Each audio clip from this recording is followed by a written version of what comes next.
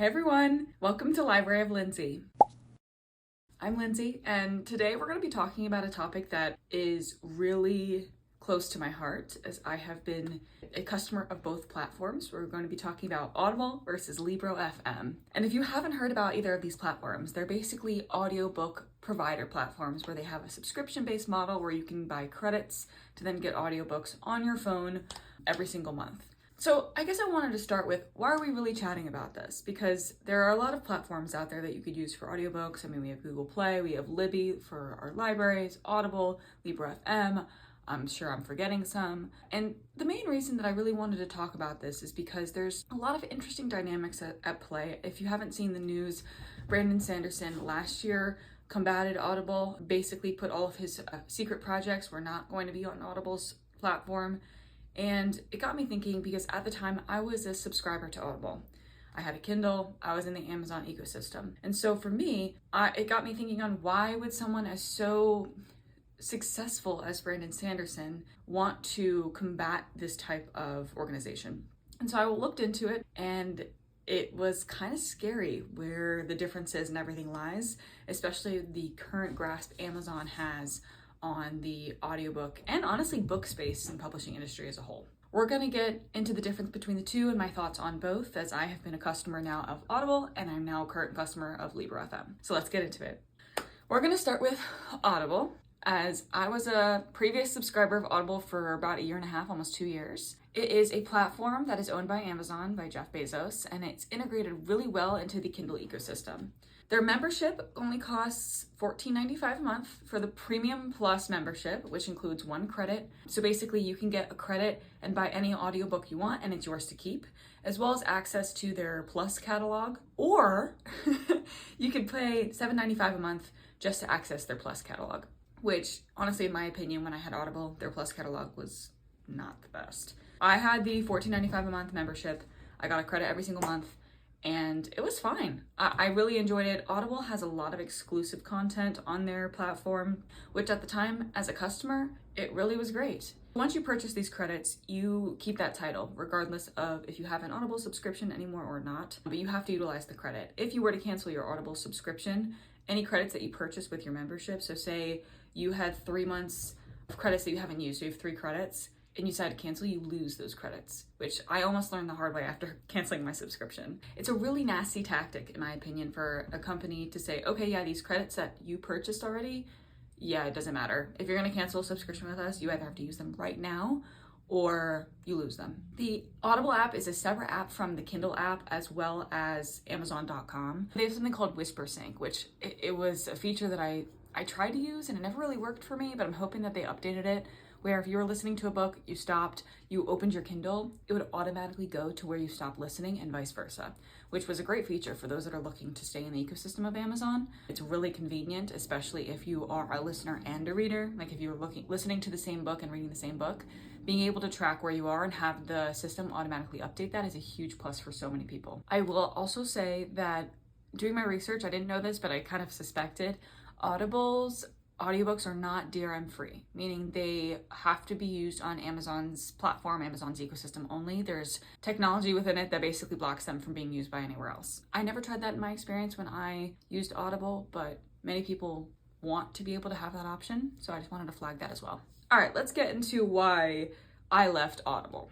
I loved it. I thought it was great. At the time I had a Kindle Paperwhite. I now have a Kobo Libra Color, and everything was great. It was integrated into my ecosystem. I'm not the biggest fan of Amazon to begin with, but it had the most exclusive content. Basically what I mean by that is Audible and Amazon will go and basically offer either these publishing houses or these small independent authors a deal to get exclusive access to their book on Audible, meaning this audiobook can now be blocked from being used anywhere else because it's exclusive to Audible.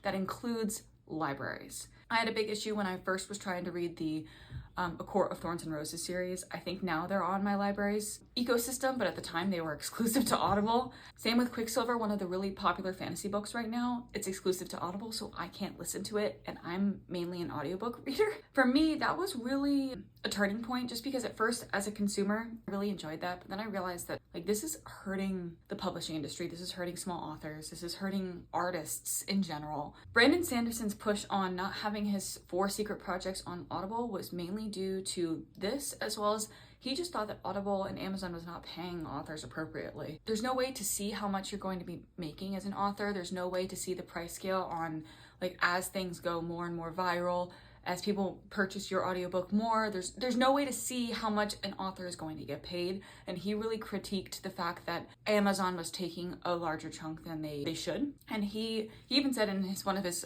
letters that he was losing money on this decision, but he wanted to make it out of principle. Like, he just made the decision out of the principle that Amazon is ruining the publishing industry because it's becoming a monopoly. I found that all very fascinating.